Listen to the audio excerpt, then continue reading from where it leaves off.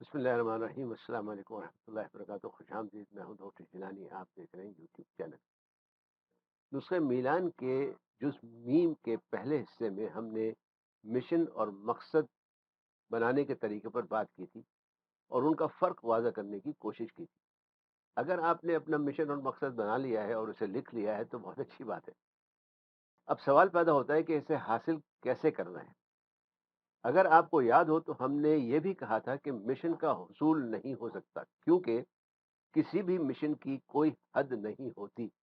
جیسے انسانیت کی خدمت کی کوئی حد نہیں، علم پہنچانے کی کوئی حد نہیں، لوگوں کے مسائل حل کرنے کی کوئی حد نہیں، ترقی و کامیابی کی کوئی حد نہیں، اسی طرح سے مقصد کا بھی یا مشن کا بھی حصول نہیں ہو سکتا.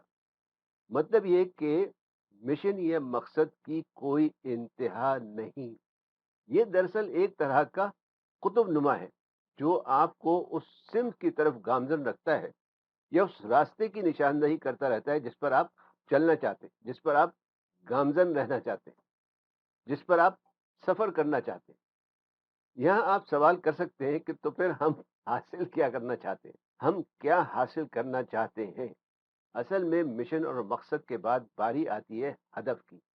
یہ ہدف یا مختلف اہداف ہے جو ہم اپنے مشن اور مقصد کو سامنے رکھ کر یا سامنے رکھتے ہوئے طے کرتے ہیں اور پھر ان اہداف کو حاصل کرنے کی کوشش کرتے ہیں.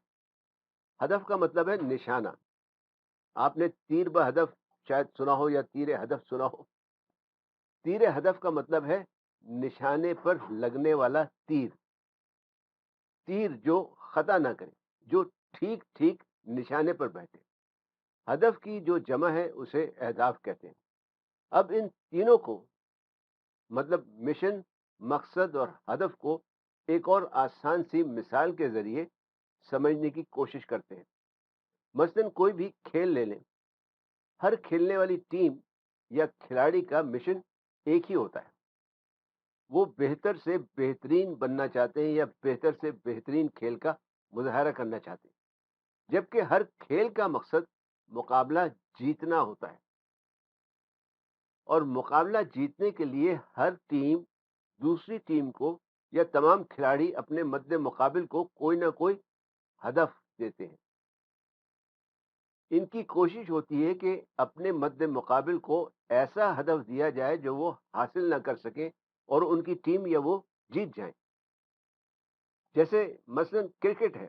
کرکٹ کی ہر ٹیم اور اس کا ہر کھلاڑی کا مشن ہوگا بہتر سے بہترین کھیلنا، جبکہ ان کا مقصد ہوگا میچ جیتنا.